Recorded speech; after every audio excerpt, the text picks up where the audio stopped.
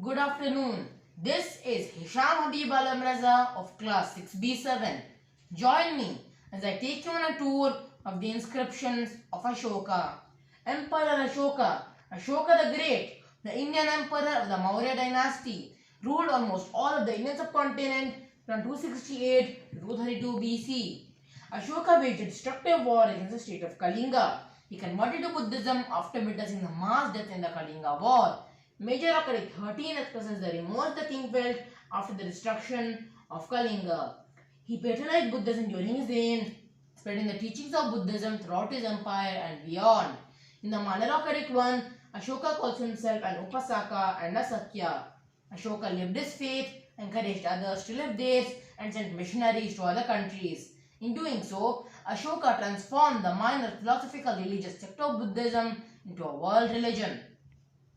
The Edicts of Ashoka is a collection of more than 30 inscriptions on pillars, boulders, and cave walls. Ashoka used the expression Dhamma Lipi, inscriptions of the Dharma, to describe his own edicts. These edicts are dispersed throughout his empire and provide the first tangible evidence of Buddhism. These edicts describe in detail Ashoka's view on Dhamma and earnest attempt to solve some of the problems society faced. In these edicts, Ashoka refers to himself as Devanampiya, beloved of the gods. These edicts are divided into 4 categories. The minor rock and minor pillar edicts deal with Ashoka's early reign. These edicts are very religious in their content. This is a map of where the minor rock edicts were found. This is an example of a minor rock edict at Musky. The minor pillar edicts refer to 5 separate minor edicts inscribed on columns, the pillars of Ashoka found at Sarnath, Sanchi, Allahabad, Ruminde and Nigali Sagar. This is the Lumbini Ruminde pillar inscription of Ashoka, which marks the birthplace of Buddha, and this is the minor pillar edict on the Sarnath pillar of Ashoka, and this is the lion capital which crowned it. The forth-facing lion capital is adopted as our national emblem following our independence in 1947.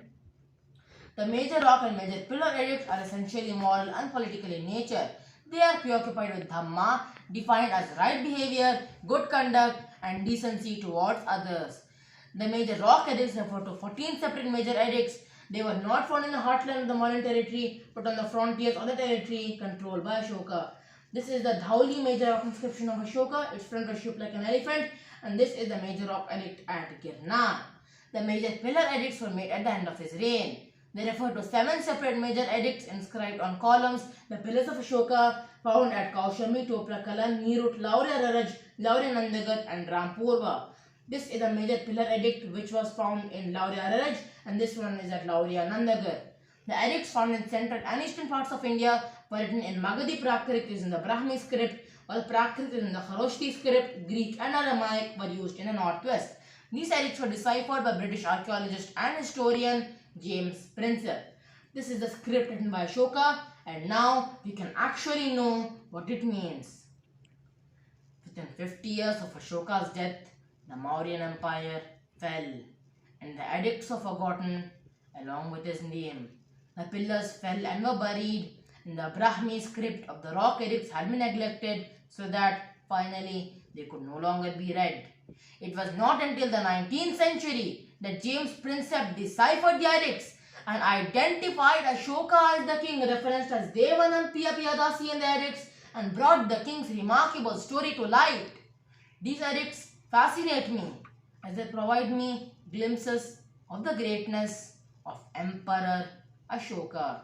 Jai Hind!